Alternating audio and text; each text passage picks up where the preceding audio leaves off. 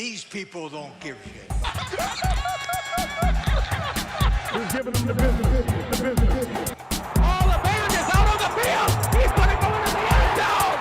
Here goes Davis. Oh my God! Davis is going running all the way back. Deep down the field. It's going to be to the goal line. It's going to be gone.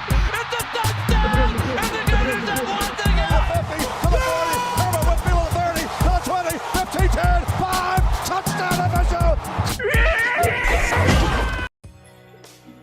Welcome back to a near Christmas episode of College Football Extravaganza. As always, I'm Rickety Rob. That's Davey Dave joining you. And we're here to talk college football bowl games. And we're also here, unfortunately, to talk about the passing of one of the greatest coaches in college football history. He's going to be in the College Football Hall of Fame. Mike Leach obviously passed away unexpectedly of a massive heart attack a couple days ago. We're very sad. I'm very sad. College football is not going to be the same without him, frankly, and we would love to talk about him on this show a lot, and loved his antics and his sound bites mostly. And I'm sure there's a lot of people out there missing him this week. So that's how I'll pay my homage to him, is prayers up to the family, positive vibes. I mean, obviously, a tragic loss in the college football community. I mean, Mike Leach is a staple in terms of college football characters, but also he was a great coach. You know, he learned the air raid offense under Hal Mumme, but he was the one that coined the term air raid. Like, you know, you talk about, you know, throwing the ball 70, 75 times a game, and it's called the air raid offense.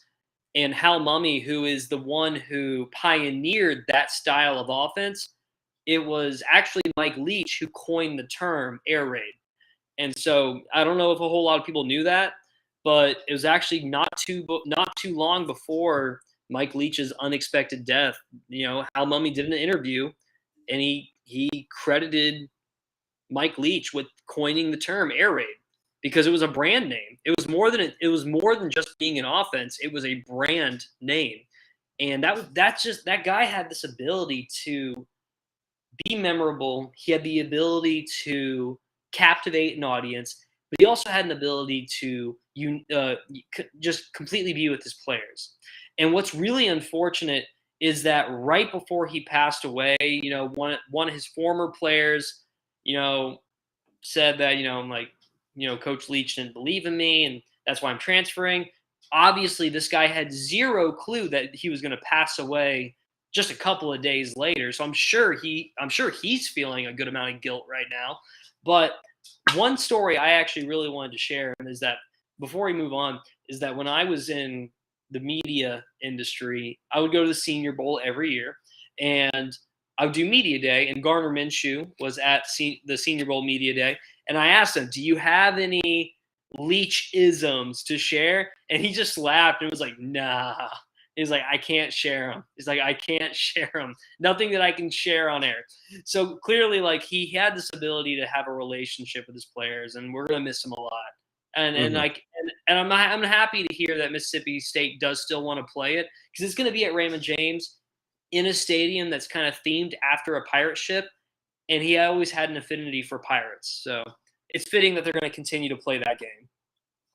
Yep. And the many press conferences will go down in history as some of the best sound bites from a college football coach ever. And we'll have to add a couple sound bites to the soundboard for sure. You will be missed. You will be missed. Now it's a hard transition off of that, because it is a really, really sad thing in college football whenever a coach like that dies. And not just any coach. You're talking about a coach who made a name for himself at not the most prestigious universities, Washington State, Texas Tech, and Mississippi State to wind it off, and assistant over at Kentucky. So not the top schools. Still made a name for himself. Still high caliber coach. He got players to come. I'm burping during this. Mad at myself for burping, but he got tons of quarterbacks to throw over 3,000, 4,000. Gardner Minshew 5,000 yards, and Gardner Minshew, since you mentioned him, he wouldn't have even been a quarterback in college. He was going to be an analyst or something at a bigger university. And Mike Leach said, "Hey, why don't you come up here instead?" Got him. So um, I can't really say anything else about it. It sucks, and I wish he could have played this bowl game out. That would have been nice. And I think he got Mississippi State to a good spot. Mississippi State was starting to look really good as a program, and I'm disappointed we won't be able to see the end of that. But with Yeah, that being you said, know. yeah, go ahead. Oh, I was gonna say like if he could have had a little bit more time at Mississippi State, I mean, they were doing some good things. I mean, you would hope that they were going to be a little bit more competitive. I mean, he did great things at Washington State. He turned Texas Tech into a program that wasn't doing things before he arrived. I mean, he did good. He did great things really anywhere he went. So, I mean, it's just one of those crazy tragic losses where it and I was texting some of my friends where a few of them don't really watch sports in general, but it was still one of those things where you take a step back and you just kind of reflect on life and you don't want to take things for granted. So we're Mhm. gonna miss this guy for sure. Yep, indeed. So with that being said, I'm gonna cue up this Christmas background music a little bit, and we're Let's gonna do get. it. So right now, there was we were talking about the transfer portal a little bit last week. I don't know how much they got into it, but I will say this is last week's news. But last night, I watched the whole press conference from when Deion Sanders went to Colorado and what he said to the locker room, the whole 15-minute one. And then I went and watched his press conference um with the boosters and the academics and the administration, those kind of people. And the main thing he wanted to tell people was he's coming. And it's I'm coming. I'm coming. yeah, did you end up watching the whole speech? I don't know if you I had didn't. I time. didn't. I didn't watch the whole thing, but Yeah, I definitely got the but gist of it. He's coming. yeah, dude. I got chills listening to that because the way he talks is like a preacher. The way he speaks is so confident in what he's doing, and he can back it up. So it's prime time in Colorado. They're bringing people. They're bringing uh, Louis Vuitton luggage, as he said. So I'm looking forward to that and seeing what transfers make it out there to Colorado. It's Boulder's a great place, and the fact that they've been down bad for so long, that's about to change. And we're gonna get a Well, really interesting Pac-12 next year. there's a really, really good 30 for 30 documentary about Colorado, and I think it's called The Gospel According to Mac. I mean, I've seen it a couple of times. In fact, if it's on, I'm watching it because it's really good about this guy who was the head coach at Colorado. When he got there, they were a nothing team. And then he turns them into a perennial powerhouse, beating teams like Nebraska when Nebraska was the best team in the nation. And they finally won a national championship, I think, in 1990 or 1991, because Notre Dame was also a powerhouse school as well. And they're beating all these schools, and they won a national championship. And so I think about that when Deion shows up, because this coach had the ability to recruit. Deion had the ability to recruit at Jackson State, and now he's going to a D1 school that has the ability to be able to play in national championships, in the playoffs, has the ability to play top 10 opponents. And so he has this swagger. He has this ability to connect with these players and get them excited about being at this school. And I've been to Denver. I've been to the area. I mean, I know Boulder's just outside of Denver. It's a beautiful state. It's a beautiful area. And the coach from this documentary, I'm sorry that I'm kind of blanking on his name right now, but he sold these players on just look how beautiful this place is. I mean, Nebraska was the top team in the nation. He's like, Nebraska kind of sucks compared to this place. Come here, and he sold players on that. So imagine what Deion can do. Yep. Welcome, Justin. Thanks for joining us, bud. You got I see you're not at work. another quarter of our podcast listening here. Yeah, they let you go just in time for the storm to hit. It's about to. If we lose power on this podcast, there's a massive storm about to hit us. Yeah, the massive store was supposed to hit. I was supposed to be on from midnight to 5, so I guess I didn't really clarify enough in the text I sent. So Oh, Yeah, you didn't. You didn't know. You made it seem like you were at work No. right now. no, I should have said I didn't clarify at all. Actually, did I send you the link or did you just get in? Davis sent it to me. I Oh, was sent like, it. yo, I sent him the I link. even commented on the live video. I was like, yo, I'm like, hello. Oh, I didn't even have the chat up. Look at that. Yeah, literally, your text made it seem like you weren't gonna be in at all. Well, where's my invite? Okay, yeah, no, I didn't think. Sorry, I would have sent it to you. All right, well, another thing, we're talking about Dion. We did talk about Dion last week, though, so I don't want to spend too much time on Dion. I just wanted to say how great that speech was, and if you haven't listened to it in its entirety, go listen to it. It's great. Yeah, I mean, Dion, it's going to be real interesting. I'm really excited to see what he brings to the table of Power 5 football. I think the Pac-12 is the perfect conference for it, too, because the Pac-12 is a conference that has ups, but it has a lot of downs. Colorado's been those downs for a really long time. I'll tell you, he has a sense of humor, too, because he said I'm coming about 57 times. And you know, if you're a college-age guy in the room, you're thinking in the back of your head, why does he keep saying that, dude? It's fucking hilarious. And then at the end of it, he makes them all say I'm coming. And you can hear the camera guy. You can hear the camera laughing like, this guy is stupid. Why is he doing this? Like, It's a group coming. Yeah, they're coming. We're coming. We're coming. Oh, Group and coming. they said it like real good. The first time he was like, that was shitty. You say it again. They're just screaming, I'm coming. So that's Hey, I want hilarious to mention to me. something. I just want to mention something really quick because I'm not sure if we're gonna bring this up later or whatnot. But I want to throw out there that you know, Pete Shinnick is leaving UWF. I'm not sure if we're going to mention that later on in the podcast or whatnot. Mhm. But I mentioned this guy. Remember the documentary, The Gospel of Mac. I finally Googled it. His name is Bill McCartney. He was the head coach at Colorado. Well, Pete Shinnick played at Colorado. If I'm looking at this correctly, Pete Shinnick played under Bill McCartney at Colorado. I was about to say that this guy McCartney is almost identical to how Pete Shinnick is in terms of, you know, being a faith-based coach who is really good at uniting the players and getting the team to play together. And then I'm like, holy shit! I think Bill McCartney coached Pete Shinnick. So it's great. I can clearly see where the correlation is there. Well, that's another thing that ties into this is that Pete Shinnick is leaving UWF. He's going to Towson in Baltimore. We're going to miss him like crazy. And then Caleb Nobles gets hired to be the new head coach at UWF. Just wanted to give that a quick shout out. Love that hire. Love that hire so much. Nobles was the first quarterback ever at UWF in history. You guys probably might know that. He broke in his first game through 6 touchdown passes. Crazy, right? You know, through 6 touchdown passes. But he's an offensive genius.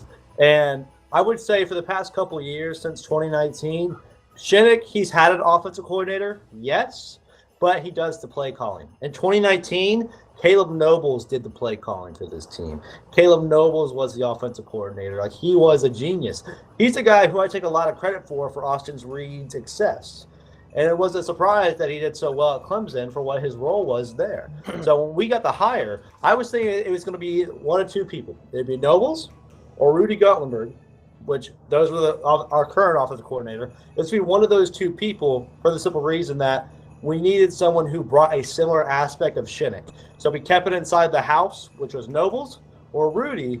Rudy, though, I don't know if it was there yet. Nobles, I know for sure he had the ability. So you're saying this guy that won UWF the national championship? I mean, he was the offensive coordinator of that team. Him and Austin Reed had a huge connection, right? He was the quarterback coach of the 2019 team. So when Austin came in, he built Austin into this incredible quarterback with a great offensive mind that Western Kentucky loved, places like Louisville loved. We saw Austin Reed develop under this guy right here, which I think is a great thing for Byron Jarrett or whoever may be under center next season. Good job. And that's our D2 UWF analysts.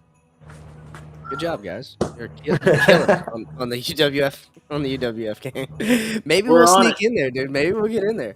You already got access, so hey. But in all reality, Pete Shinnick did a great job here. So onward to the next thing for him. So good for him as well. Yeah, I loved it. It was sad to see it happen, of course, but it was bound to happen. This guy built a program in 6 years, went to the Final Four 3 times, national championship twice, got a ring out of it too. He's got numerous athletes who are probably going to go pro. We see David Durden be named an All-American. He'll probably be drafted. Guy had over 1,300 yards and also, I think it was 1,200 yards and 13 touchdowns. He averaged a touchdown a game. So you can't blame him. And that's with him missing week 1. So, yeah. He's going to find out it was the area and the talent right here in Pensacola, Florida, baby. That's what he's going to find out. No, I'm joking. We do have some talent here. But still. Update in the transfer portal. I think Grayson McCall put his name in there from Coastal Carolina after our podcast last week. So I'm not a fan of it. Actually. You're not a fan of it of him transferring or I don't think it's a smart decision for him. He's not someone who really thrives in stats, right? Like I'll say this: if we were to put him and Austin Reed in the same room, I bet you 9 out of 10 coaches probably take Austin Reed statistically and athletically. Now, he runs Coastal really well. He goes through that system really well. But I don't think he is that quarterback who can just bounce to a Power 5 and say, oh, I'll be successful here. Same thing with Austin. I was scared when Austin said he's going to jump in the transfer portal because he has 1 year of eligibility left. And he's got to make it work on this 1 year. He gets hurt, he's done. He may have not proved anything. We don't know. If he doesn't like the system, he's done. If he gets peed out, he's done. That's how Austin Reed's season could have gone if he didn't jump back to Western Kentucky, which it wouldn't have made sense in my mind either way. You were in a system that, it benefited you because it's an air raid system. You were in a system that you knew it really well. The coaches knew you. It was a system that you earned that role. And also that role, we have seen others succeed to the NFL from the position that he was in. So I didn't really like the idea of Austin saying, I'm going to jump in the transfer portal. I was like, you don't need to. If your goal is to make it to the NFL, stay where you are. If you reciprocate what you did last year, you will make it to the NFL. I like that he decided to stay. It's something that he hasn't done in a while, right? He's been transferring all over the place. So it would have been his 4th time. Be nice. Yeah. So staying somewhere would be nice. FSU gets a good pickup with Jaheim Bell, tight end from South Carolina, going over to FSU. DJ Uiagalelei, where's he going to go? Where's the good fit for this guy? Arizona State. Arizona State? Because Emory Jones is transferring as well again. He announced today that he was transferring, right? Right. It'll be like a Kansas State, an Arizona State, a Nebraska. It'll be somewhere in Power 5 that doesn't have success. Spencer Sanders, also a great quarterback transferring. I want to know where he goes to. Spencer Sanders is? Yeah. He announced he's transferring. I got it right here. A big-time passer. This is USA Today. No, Spencer Sanders announced that he was transferring a little while ago. Well, I'd say a little while ago, probably a week ago. Interesting. He did well under Gundy's system. That's really weird to me. And then Brennan Armstrong, dealing with injuries. He was a great quarterback at Virginia a couple years ago. Yeah. Oh, man, I saw a rumor that he was going to commit to another school. What is that school? It like slightly made sense. It was like something like here I literally saw it like 30 minutes ago. I'll even look it up and I'll get back to you guys. But then again, I don't even know how credible it is. I mean, you constantly see rumors of where these players are going to go. Yeah. DJ Uiagalelei, though, I think is because he was at Power 5, or not even Power 5. He was a 5-star recruit coming out of school. I think that he is going to go to a Power 5 school of a more respectable name than Arizona State. Maybe UCLA. Actually, UCLA is starting to ring to me a little nice. Well, Dorian Thompson is still going to be there, though. I thought Dorian was like in his 6th year. No, like this guy was like in his 4th year, but I think he has another year of eligibility. He doesn't have any draft prospects in him. I'm pretty sure Dorian Thompson was like in a 5th year of football, at least. I don't know. I'm on my phone, so I can't look it up. Oregon, But I mean, going back to Austin, he was supposed to go to Louisville, which would have been interesting because it would have been Jeff Brom as his coach, which I don't really like the idea because when you think of quarterbacks in the NFL, you don't think of Purdue having much success. You don't think Purdue having much success, period, when it comes to making NFL prospects. So Austin going under Brom, I was like, that probably won't benefit you. Western Kentucky's probably benefited and made more prospects for the NFL than Purdue has recently. Mm-hmm. And Drake May did announce he's staying in Chapel Hill. He's going to be a Tar Heel. That was a early guy people were looking at in the transfer portal. I think it's a good move. I mean, Drake May, he had early Heisman hopes while at North Carolina. I think he can do good things at North Carolina. Is Bo Nix staying? What? Bo Nix. Yeah. As far as I'm aware, yeah. I hope he does. I mean, he had a great year at Oregon. Yeah, so do I. He had a great year. Just depends on who Oregon goes after. Maybe they go after a DJ. Maybe they go after one of these other quarterbacks. I don't think so. I think they might ride with Bo Nix. You should. He was a Heisman candidate for 80% of the year. I will say one thing I heard about, quickly going back to DJ, is that they mentioned Oregon or Oregon State as places. So if Bo Nix stays, I don't see DJ going there. Oregon State actually would be a pretty realistic option. It'll be Pac-12 in my mind. I think it'll be Pac-12. I think Pac-12 is a dump-off site. It's a dump-off site for the other Power Fives quarterbacks to go to. I would say USC if Caleb Williams didn't have another year of eligibility, I would say USC. But I mean, Lincoln Riley has his way with quarterbacks. Yeah, he's keeping Caleb Williams there though for another year. Oh, sure. Yeah, I don't know. He's gonna go to a place where he can play right away. Yeah. Maybe Texas Tech. I have no clue. I don't know. All right. Actually, that's not a bad idea either. I'm going to cut this off because we did talk about a little bit of transfers last week, but there was some new news coming up. So we got that out of the way. And I think there's 42 bowl games here. So we're going to get into the hot and thick of it. Let's do it. Let me try that. Let me see if I share this, if it'd be a good idea. Let's see. Because we can be looking at it at the same time. Let's see. Share, less screen.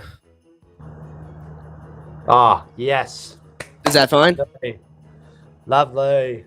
All right, good. I'm gonna have to expand this. I can't see shit. Made it for you. All right. That's better. The first game, your hometown Lenders Bahamas Bowl, as we open up almost every year with the Bahamas Bowl, Miami of Ohio, and the UAB Blazers. UAB opens up minus 11.5. Oh no, you guys can see my my picks.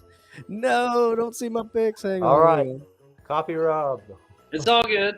I'm gonna have to throw that. There we go. I'm gonna throw that one there, and then I'm gonna have to throw this one over here.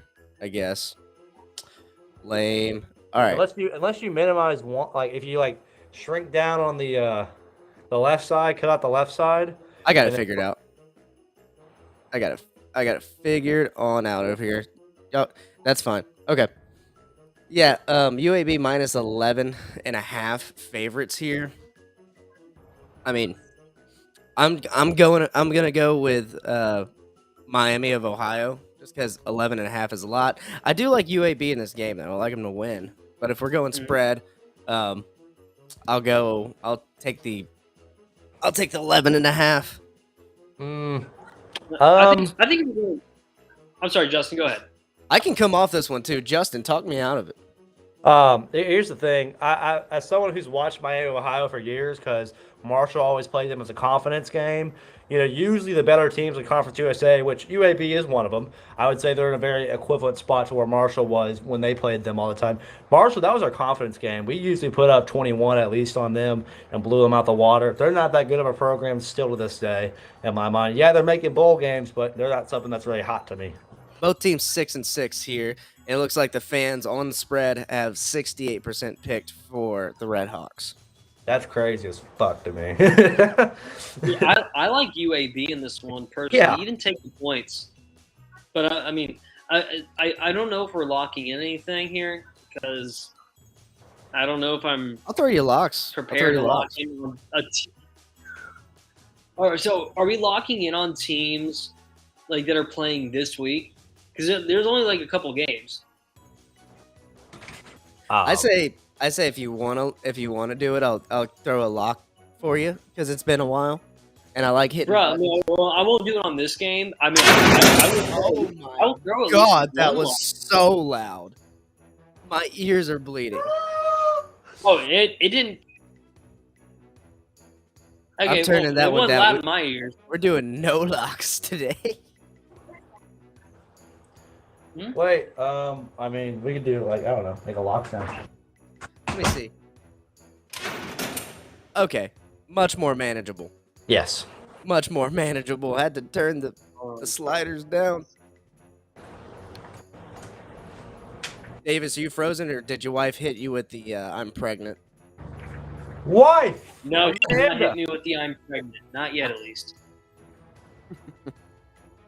Amanda and I are drinking our cocktails right now. What do you okay. drink? What's Amanda drinking? I'm curious. Vodka soda? We're drinking LaCroix? vodka LaCroix.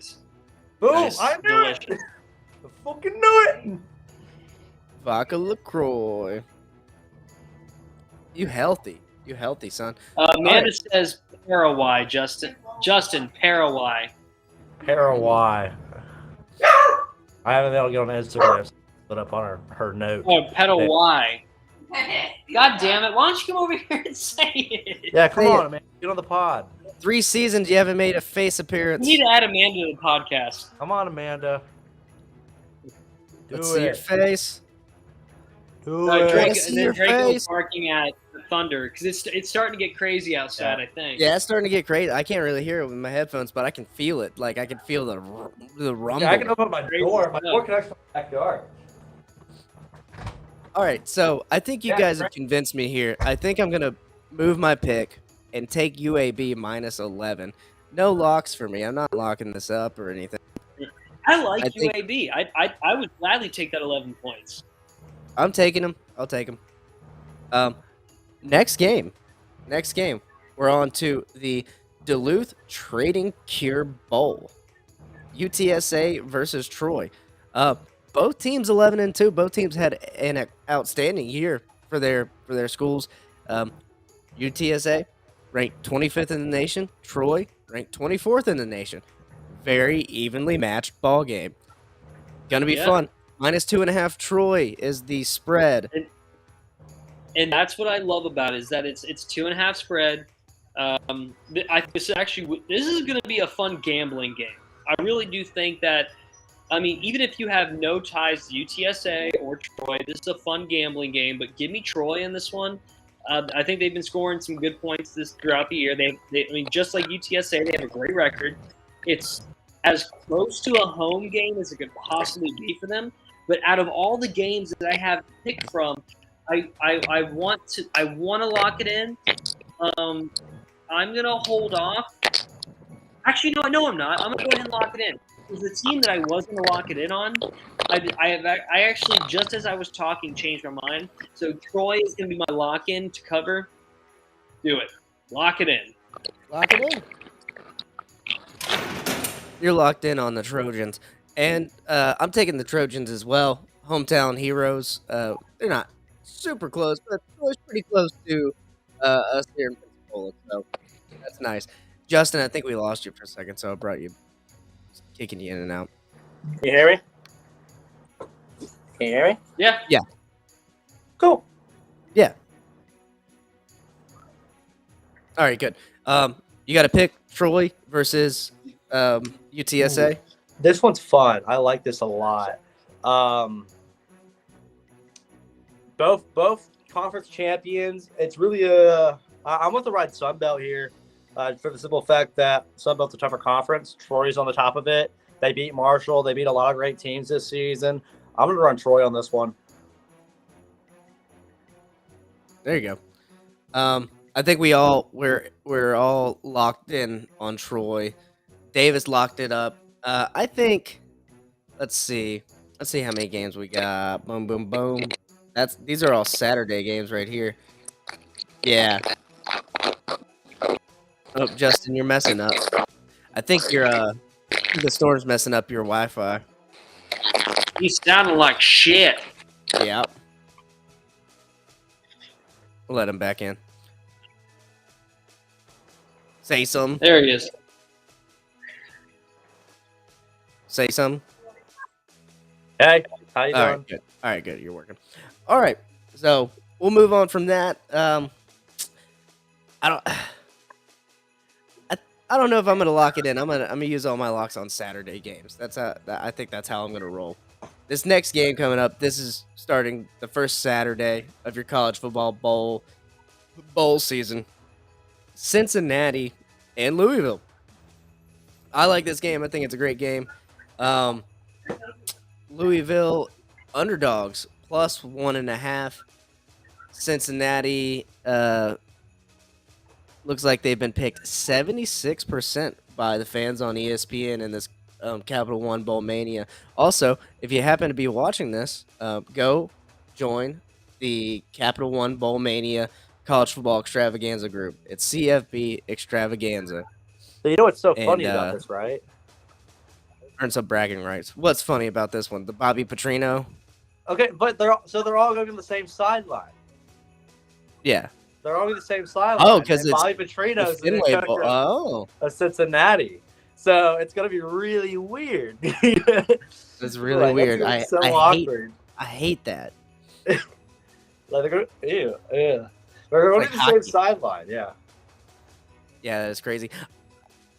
I have Cincinnati picked for when I initially made my picks in this game, but I think I'm going to switch to Louisville. I just got a feeling. I think Louisville's going to get them. I don't know. This one's so weird to me Yeah. in so many different ways. I'm gonna ride Louisville though, just because Cincinnati lost Luke Fickle, so I'll ride them. Yeah, no, I'm going Louisville, and because we have to lock something in, I'm going to lock Louisville in. That'll be my first lock. Davis, you got anything to say here? Louisville, Cincinnati. I think Louisville has been playing good football. Playing at Fenway Park. I've been there before to watch a baseball game, which is awesome. You know what? Give me Louisville. Give me Louisville just for the sake of that. I think that they're going to be a better team. I think they're going to spread the game out a little bit more than what Cincinnati will do. I love their quarterback Cunningham. He's actually a damn good quarterback. I think he actually broke Lamar Jackson's record there too in terms of. Well, he was there longer. That's why. Yeah, you're not wrong. Like he was definitely there a little bit longer. But in terms of like rushing yards, touchdowns, like he broke his record. Like he's a good quarterback. Give me a little. There we go. Moving on. Jackson State in their final Let's game. go. Head coach Deion Sanders. They're minus 16.5 favorites over the North Carolina Central Eagles, a school I have never heard about in my life. I'm going to go Jackson State. Deion Sanders is going to ball out in his final game with Jackson State. Dominate. Going to dominate. It's prime time. Dude, I'm all about some Deion Sanders now, even as a Gator fan, dude. All about some Deion Sanders right now until he goes to FSU. Not Joey. Joey's not about it. Deion. Yeah, I feel like why am I more of a Deion Sanders fan than all the FSU fans that I That's know? what I'm saying, right? Like, why do they not like Deion? So dumb. Hey, by the way, I think I just joined the group, right? It's college football extravaganza, right? Right. Should be. It's showing me as the only person in the group. Try CFB extravaganza. You know, Okay, because like so far I just joined a random group. Someone's trying to Which steal the I'm gonna name. totally win this group. Someone's trying to steal the name. the Celebration Bowl. Dude, I'm gonna win. I just joined a random group and I'm gonna win. Yeah, if you're listening to this, also join that group and beat them because they're trying to take our name. It's not cool. We will rebrand because I'm broke, but we will We will do it if necessary. But we have at least 100 right. episodes now. I need to go back and check. I found the group, but I'm going to win that other group. I'm going to win just to prove a point. Yeah, I'm gonna join that other group too. What point? Soon. What did they do to you? They did nothing. They did nothing to you. They trying to take our names. Because you're a shittier group. That's why. Shittier All right. group. That's what it is. All Are right. we all I on did. Jackson I State? did. Yeah, but the Celebration Bowl. So basically, this is the HBCU National Championship, is what people call it. So we have two of the best. It's the winners of the SWAC and the winners of the Mid-East Atlantic Conference. So the two winners of those conferences, they always play in the Celebration Bowl. So this is their national championship. They just hired a new coach for Jackson State. He was a wide receiver and a safety when he played there back in the early 2000s. Really cool hire. He's a part of the coaching staff. He was their wide receiver coach. He's their new head coach. I think it's a TC something. I forget his last name. But I think he was endorsed by Deion Sanders. Like he is. his goodbye speech to the team was he endorsed that coach to be the new head coach. Yeah. Because here's the thing, they kept it inside the fan. Like that's what Ashley Robinson, the athletic director, when they were talking about they were telling them about the hiring. They're like, we're going to keep this one inside the house, and we're going to keep this one and someone who knows what we love, knows our culture, wants our culture to keep thriving the way it is. And so they kept it within their family of hiring the wide receiver coach. Love this game, though. Really excited for it. Love that Deion's still coaching in games even after announcing a new head coaching position. You never see that, and I love it. I wish more coaches did it because it shows the integrity of those coaches. It shows what they're about, and it shows finishing a job that they started. Doesn't matter if they lost. Doesn't matter if they won. They want to finish what they started, and I love Deion for that. I love this guy's whole message. I love his energy. I just love what he's doing right now. I did a whole research paper on him for one of my classes, and quite literally, I just love everything about him now. He just his energy's it. You want to lick his balls a little more? Jesus Christ. Yeah, that even got my wife laughing. I heard her. Dude, we might as well just Hey. call this the Deion Sanders podcast. If you watch so his son does all his social media, right? Mhm. And it's just the shit's fucking cool. All right. Yeah, no, I'm gonna start following This is everything fucking because, cool, like I okay? said, after that, listen to that whole speech that he gave. Like, it's undeniable. I'm right there with you. Hey, you were the I'm one just who got trying to get chills through these every time he bowl said, "I'm games. coming." Okay. That's fine. All right. Also, I have a qualm with the national championship being at 11 a.m. Can we change that? Can prime time be playing in prime time? That is prime time for HBCU. That's where they Yeah. play their football. Yeah. They don't I know. really play night games, I think. I actually think that's a rule. They don't play their games at night. Well, couldn't see anybody if they did. Oh, shit. No, cut it. Cut Davis it. is edit that one out. Cut it right now. Oh, that's Fuck. funny. That's fucking hilarious. good Well, I Lord. You guys. oh man, that's what you get for doing a podcast with a comedian. Justin's like contemplating his whole life. You're gonna get canceled. Watch me if I make it big time. One day, as an analyst, and then I someone hope digs you do. deep on me and finds this fucking podcast where one of my co-hosts is doing that shit. I'm like, oh fuck, it's gonna. I'm blow the up one on who Twitter. said it. I'll take full responsibility. It'll be good for my comedy career. We'll see what happens. All right. it'd be fun. Moving on. Unfortunately, this next bowl is the Las Vegas Bowl. The Gators are playing a very, very good Oregon State Beavers team. Very No physical Oregon State Beavers team, and Florida's down about 20 to 30 players pursuant to the transfer portal and graduations and all sorts of other things. Oregon State's only favorite, -7.5. Oregon State's going to win this game by 2 or 3 touchdowns, if not more. Run it. I think it's going to be a little bit better than 2 touchdowns. I mean, obviously, Florida's going into this game with no quarterback that has played at all this year. And so at first they were like Jack, I think it was Jack Engel or Miller? This guy who went to St. Thomas Aquinas, who did good there, but he never played at Florida ever. And then Jack Miller, who came from Ohio State, played very little at Ohio State, comes in and he had surgery before the season even began. He was supposed to be Anthony Richardson's backup, but he had surgery. Now he's starting this game. He was announced to be the starter of this game. So I think when you put all that together and giving that Oregon State has had a really solid year, you kind of have to go with Oregon State on this one. Yeah. So, I'm going to go with Oregon State. I mean, as a fan, of course I want Florida to win. I hope I'm wrong. But I think that Oregon State is going to not only cover, but they're going to win. I mean, obviously, they're going to win the game. Yeah. So, that's just where we stand. But you can't help but feel that way, especially when you're a Florida fan. That lock was for me. Oregon State's winning this game more than 7.5. I have no issues with that. I think it's kind of cool that they're playing Oregon State. I don't know if Florida has ever played Oregon State. They certainly haven't since I've been alive. You're right. Not since I've been alive have they played them.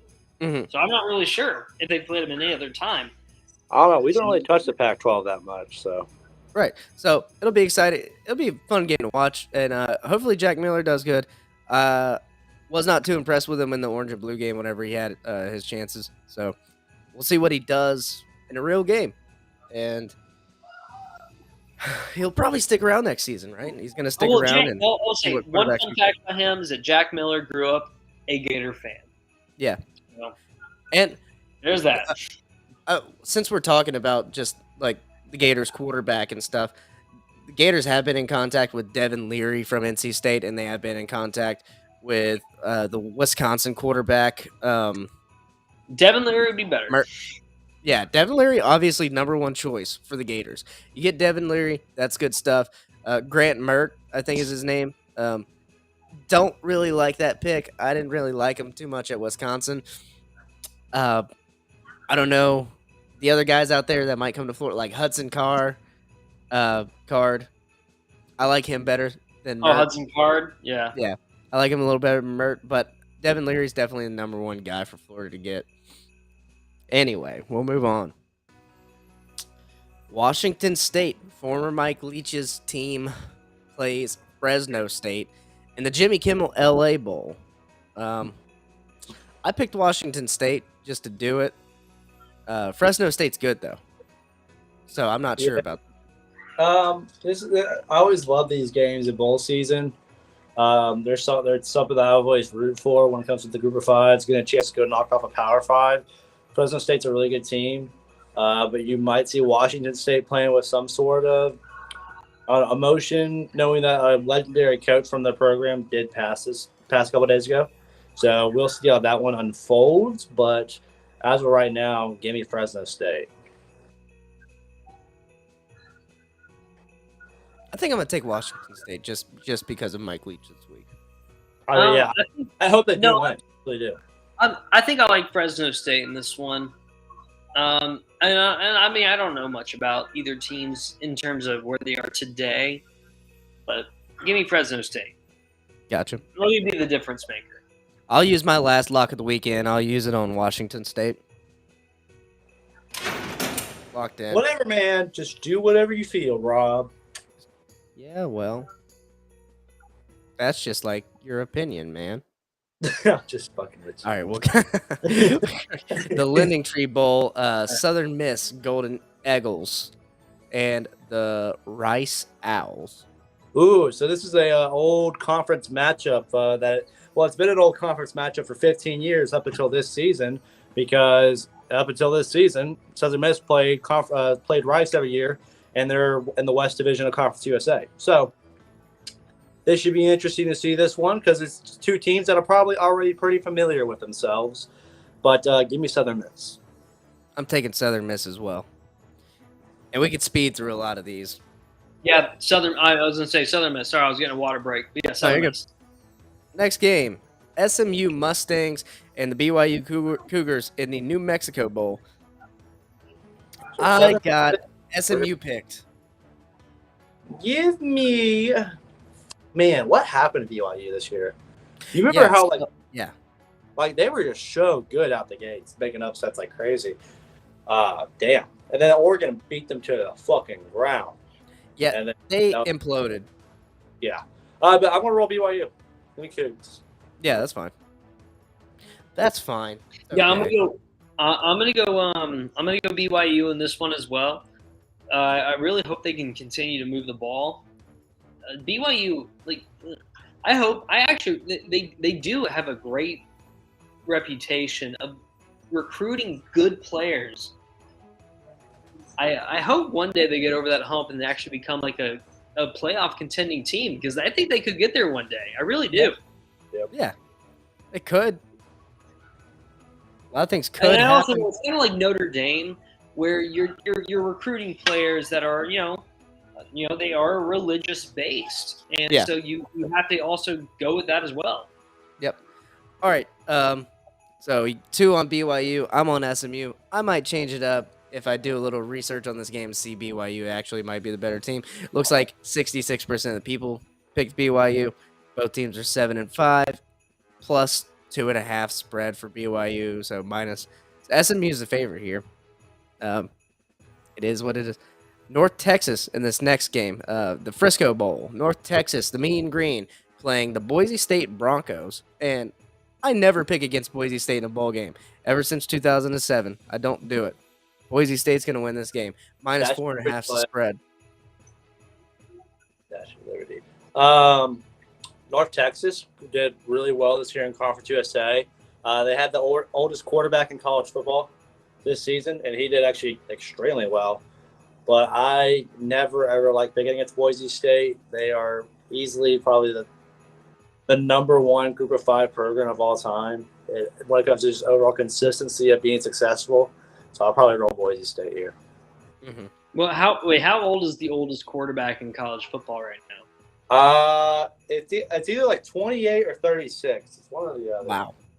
36? I think it could be 36 for some reason. Someone look it up. Shit. Should have kept that in my eligibility. Shit. Well, my God. Well, either way, I'm going to go Boise State. But damn, if you're 36 and you're a college quarterback, then should someone fact check you on that? I'm really curious. Wow. Yeah, I'm on it. I mean, like if I can get some confirmation that the quarterback for North Texas is 36, then I'm like emptying my wallet on North Texas. No. I think I might be over it a little bit. I think like 32. I mean, 32 is still. I mean, that's like slightly old for the NFL. So, I mean, no. I don't want to waste time. Boise State for real though. So he's just trying to 32. I think 32 years old. 32. Yep. Yeah. You're like 32. 29. 29 looks like. I don't know.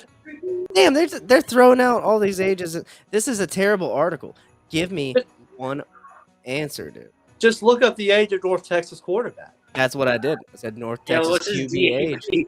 Just 29-year-old Austin Ani.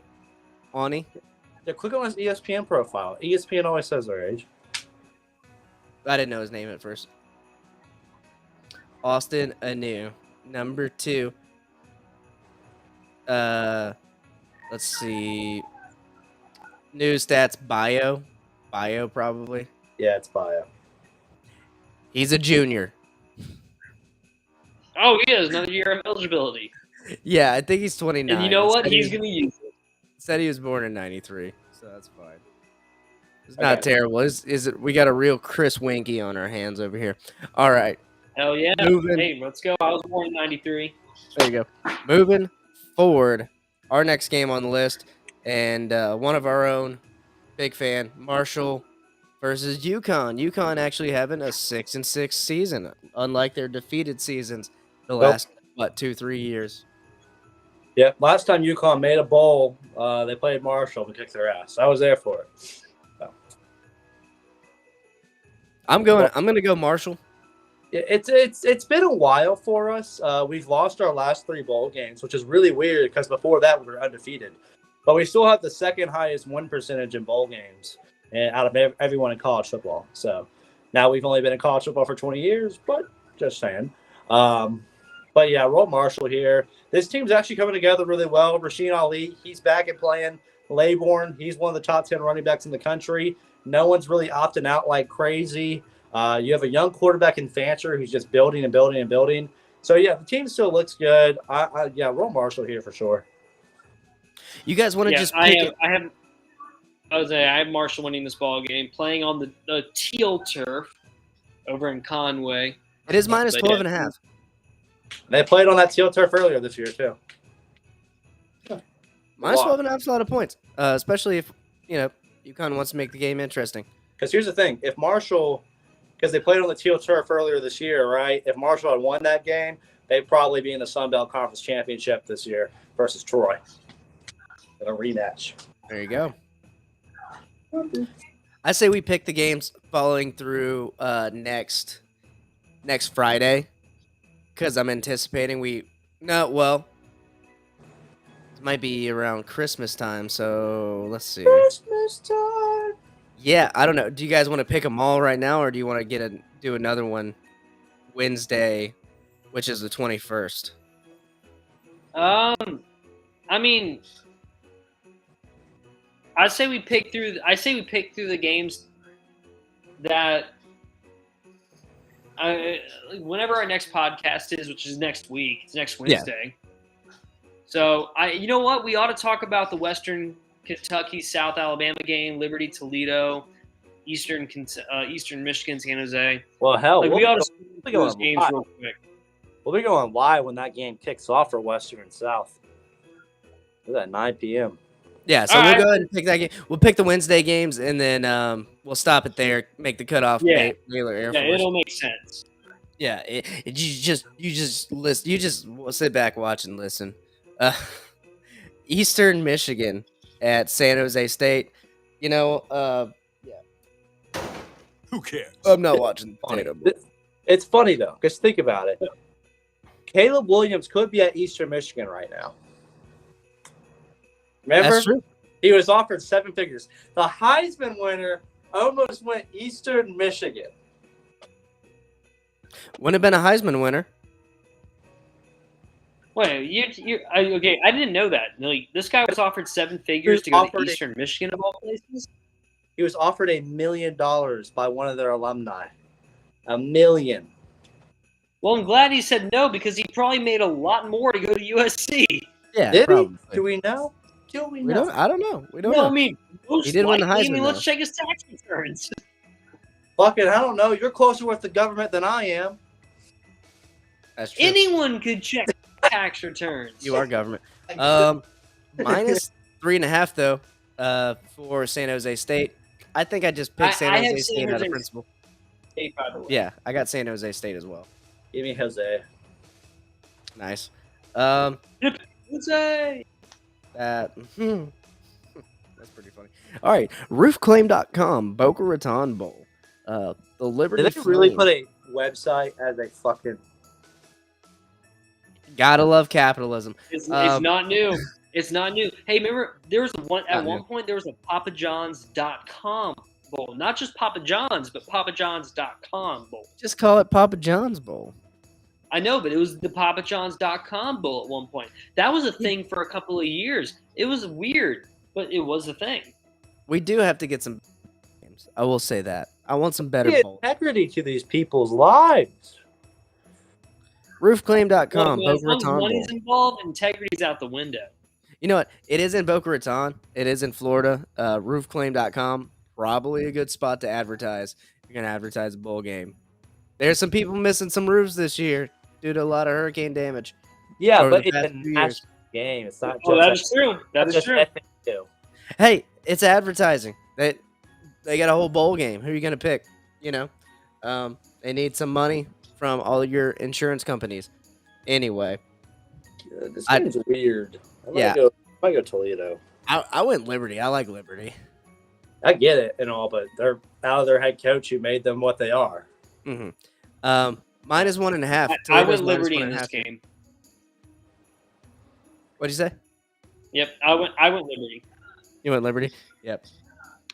I mean, you're Yeah. right, and he's not coaching this game, so hate to see it, but I like Liberty as a team better. I think they had a really good season, and I think they'll stick with what they've been doing all season long. That's my reasoning, at least. You never know what happens. All right, Western Kentucky and Austin Reed playing the South Alabama Jaguars in the R&L Carriers New Orleans Bowl. Yeah, I mean, first I'm gonna go ahead and use my last lock in this one. I think I only used my. I think this is only my second one, but I'm gonna go ahead and say this is my last lock. Go ahead and give me Western Kentucky, just for fun. I'm hyped that Austin is coming back. And also I want to be on the record and say that this makes sense. It makes sense that he comes back. Western Kentucky has been producing quarterbacks in the NFL, and if his ultimate goal is to be in the NFL, Western Kentucky is doing that right now. Mike White, is one of the most popular quarterbacks in the league right now. He started at USF, by the way, went to Western Kentucky. He's doing what he's doing with the Jets right now. Zappe, is a backup for New England. He's had his moments for sure. And you know what, Austin, the decision for him to leave kind of confused me because you were literally one of the top quarterbacks in the nation, and then you decide to leave. Well, that tells me you're trying to go to a really big Power 5 school. So either Western Kentucky, you were able to see that Western Kentucky was the right place for you to where you knew you were going to start, or like you didn't want to gamble going somewhere else. And then also there's obviously NIL. NIL plays a giant part in that. And I have a feeling one of our guys on this podcast might contribute to that. But I think that he made the right decision just in general. Exclude NIL as a starting quarterback at a program that's going to make you absolutely showcase your abilities. Western Kentucky is the place. Speaking of NIL and Austin Reed, guy drove up in a Corvette in something for, I think it's a real estate ad on the Western Kentucky field. So if that seems what it is, Austin's been given a Corvette, So. You never know. They do that stuff for ads, but definitely some wheeling and dealing by the Hilltopper faithful to keep him there, I think. Yeah. You're talking about a guy who had... Also, if let's just say he was given a Corvette, as a guy who's fortunate to drive a Corvette here and there, like, they're fun to ride. Yeah, congratulations on that. That's a dream a lot of us have. But with that being said, he could have went to a lot of places. A lot of Power 5 schools would have loved to have this guy. So it wouldn't make sense, so it just wouldn't make sense. Big win for Western Kentucky, though. Let's give it to them. Like, they kept a good quarterback home. And that's all you can ask for in this age where people are flip-flopping and going cross-country or thinking about moving cross-country every other day. You're like, I think today's different than yesterday. I'm going to just hit the portal. He's staying. I like to see it. And you love guys like that. Last year, this guy's been in college for a very long time. He's finally going to graduate next year. He obviously is graduated and he's pursuing a much bigger degree, but this is big for Western Kentucky. They could go undefeated. It doesn't mean they're going to be in the playoffs, but I also think that in terms of the future for Austin, he's 6'2" and 230 pounds. That's a good size for an NFL quarterback. Size, accuracy, stats. This guy has a really good year for Western Kentucky. He's getting drafted. He is. He absolutely is. Yeah, I agree. All right. With that being said, if you're watching this, drop a like and subscribe to us, and come back next week, and we'll pick up with Baylor and Air Force on part 2 of our bowl picks. Feel free to share the podcast, drop a live chat. We're here every Wednesday, usually around 7:30. We're running a little bit late today, but no issue. Follow us at CFB Extravaganza on Twitter, Facebook, and Instagram. We'll get those popping. Eventually. Eventually, we'll get those popping. But I'm going to go ahead and stop sharing the screen. Thank you guys for joining me tonight. As always, the best co-host in the game. We're out of here. And we Peace.